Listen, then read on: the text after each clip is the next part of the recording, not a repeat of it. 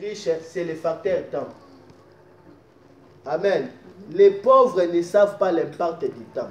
Les pauvres gaspillent le temps. Ils ne savent pas l'importance du temps. Mais les riches, c'est l'importance du temps. Si un riche te donne 10 minutes, tu es vraiment honoré. Il sait le temps. Tout est chronométré. Tout est programmé. Mais les pauvres n'ont pas de programme. Il va t'appeler. Est-ce que tu veux que je vienne? Oh! Et il veut seulement que tu viennes ce même jour-là.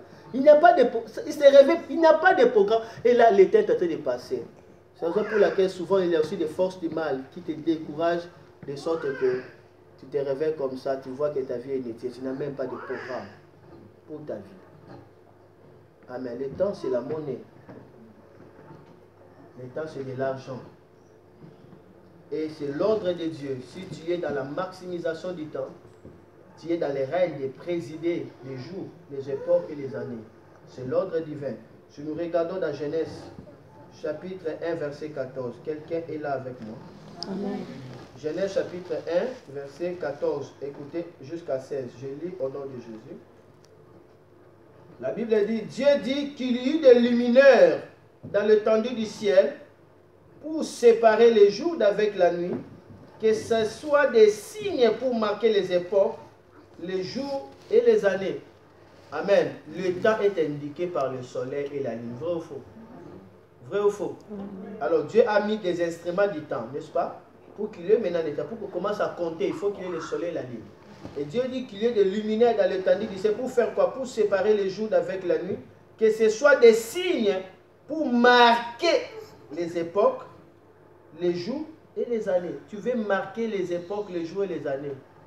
Maximiser les temps. Amen. Amen. Et qu'ils servent de luminaire dans l'étendue du ciel pour éclairer la terre, et cela fit ainsi. Dieu fit des grands luminaires, le plus grand luminaire pour présider au jour, et le plus petit luminaire pour présider à la nuit. Il fit aussi des étoiles. Amen. Pour présider. Présider, cela veut dire quoi? Diriger, influencer. Amen. Ceux qui maximisent leur temps, c'est ceux qui influencent. Le plus grand combat de ta vie, c'est le combat de la vitesse. À partir d'aujourd'hui, prie pour la vitesse. Quiconque devient un obstacle dans ta vie, coupe ses pieds. Amen. Je vous dis la vérité, ne blaguez pas, coupez ses pieds, tu dois aller. Tu dois aller, tu dois faire tout ce que tu devais faire. L'essentiel, atteint le but de ta vie. Amen. Ne permets pas à une personne de distress. Amen. Ne permets pas. L'état, c'est un pouvoir. Si tu lis Ecclésiaste chapitre 3, le verset 1, la Bible dit quoi? Chaque chose a son temps. Et Dieu fait toutes choses avec le temps. Tu ne peux rien faire sans le temps. Tout est chronométré dans le temps. Chaque chose a son temps. Donc il y a un temps pour chaque chose. Un temps pour... Maintenant, si tu perds le temps, tu perds quoi? Tu perds ces choses-là.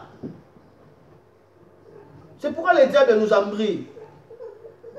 Il te fait embrouiller, allez, jusqu'à ce que ton cœur soit envahi dans la souci, tu n'arrives pas à prier pour ta vie. Et là, l'état est en train de diminuer. Amen. Et dès que tu vas te réveiller pour prier, maintenant, là, or, si tu priais déjà là, tu allais déjà être aussi loin. Or, si tu continues à travailler, tu allais être loin. Ou si tu continues à espérer, à continuer à foncer, tu allais être loin. Maintenant, tu t'es découragé et tout est abandonné. Tout est arrêté dans ta vie. Tu ne travailles pas, tu ne t'aimes pas toi-même.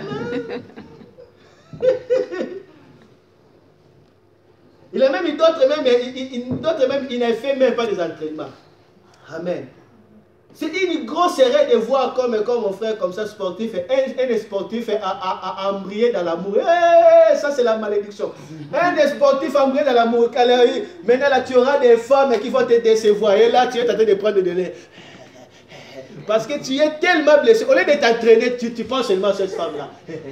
Le temps est gaspillé. Le temps est gaspillé.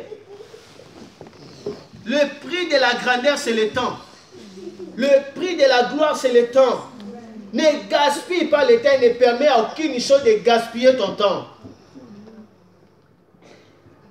Alléluia. Amen. Car chaque chose a son temps.